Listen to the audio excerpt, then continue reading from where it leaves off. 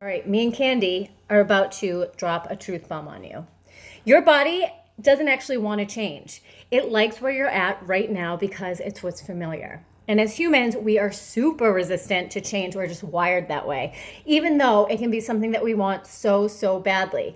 And that means that your body and brain is really good at not budging. So when it comes to changing your body, whether that means, you want to lose fat, you want to gain muscle, you want to get stronger, we have our work cut out for us. But we are about to make it a lot easier for you. Something I hear from women all the time is I try to eat so healthy all day long. I plan my meals and my snacks and my workouts, and then the stress of the day just knocks me off my feet and my plan falls apart. Or even like, how do I get rid of these last 5 to 10 pounds that just seem stuck on my body? So today I want to talk about how to get the results that you want by telling you what not to do. And listen, what I'm about to tell you is probably going to sound like counterintuitive to what you've heard before. And it's probably, oh my God, there's the other one.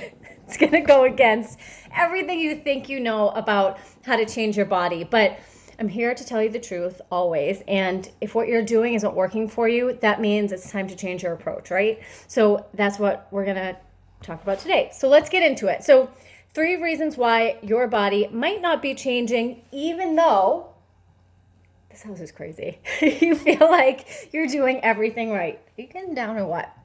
Number 1 is you're too obsessed. I know, but you might actually know too much. You might have too much information swimming around in your brain. It's like you have all these don't eat potatoes, don't eat past 7 p.m., don't eat carbs. Those thoughts are constantly running in a loop in your head, whether you realize it or not. And the result of that is either being constantly worried about messing up, that it becomes this self-fulfilling prophecy, and that's exactly what happens, or you are trying to be so perfect that you reach a point of being like, screw this, it's too hard, life is stressful enough, and I'm just gonna eat what I want so I don't have to stress about this too. And I call that the screw it mentality. We burn ourselves out on trying to be perfect and finally get to the point of screw this. And then we go off the rails. But that's not your fault if that's happening to you. That's what you've been taught thanks to the diet industry and diet culture. So don't blame yourself. But there's good news here. There is a middle ground. You actually don't have to be perfect and you don't have to go off the rails. It's this living in the middle that actually helps make sure that we don't go nuts every night or every weekend or every vacation. It's like that sweet spot. The best way to stall your results is by trying to be perfect, because perfection is a myth. So start to learn how to navigate that middle ground by choosing to just do a few things consistently and just do your best with the rest. Okay, number 2 is you are too focused on the wrong things. Studies continue to show how important sleep is when it comes to regulating our hormones and our hunger and our cravings. All of those things matter big time if we want to change our body. Because you know how this goes. You sleep like crap one night and suddenly you're craving carbs like crazy all day long the next day. And you give in because your body's running on zero, so you don't have the mental bandwidth to even care. And you just need to get through the day. How familiar does that sound, right? It happens to all of us. So the problem isn't lack of willpower. The problem is your hormones are all out of whack, and that even the strongest, healthiest, most nutrition knowledgeable person couldn't will their way out of that.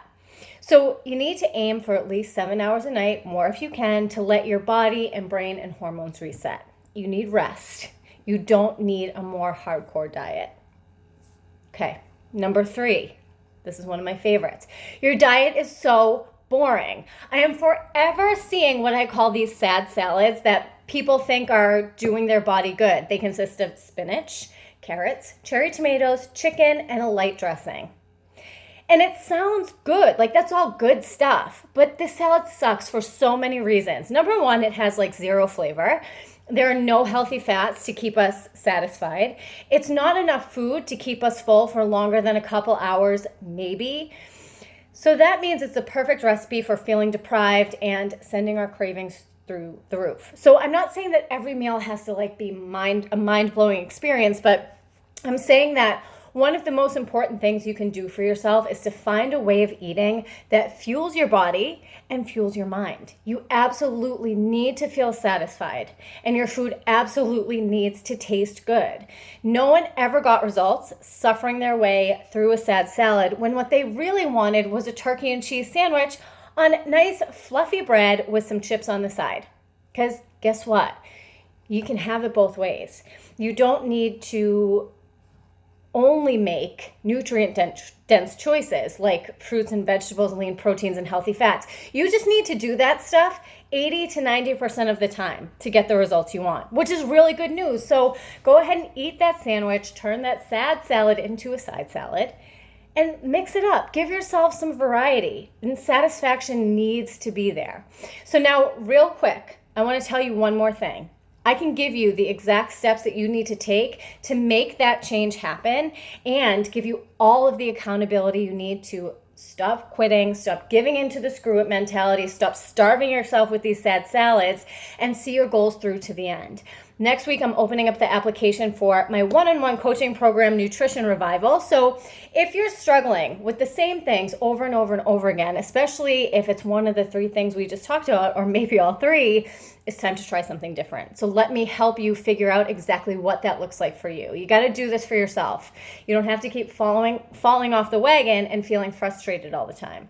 This stuff can actually be really simple. So keep your eyes peeled for the application for that opening up early next week. And now I want to know, out of the 3 tips that I gave you today, what is the one that you're going to take and focus on to start with? Let me know in the comments. I can't wait to hear from you.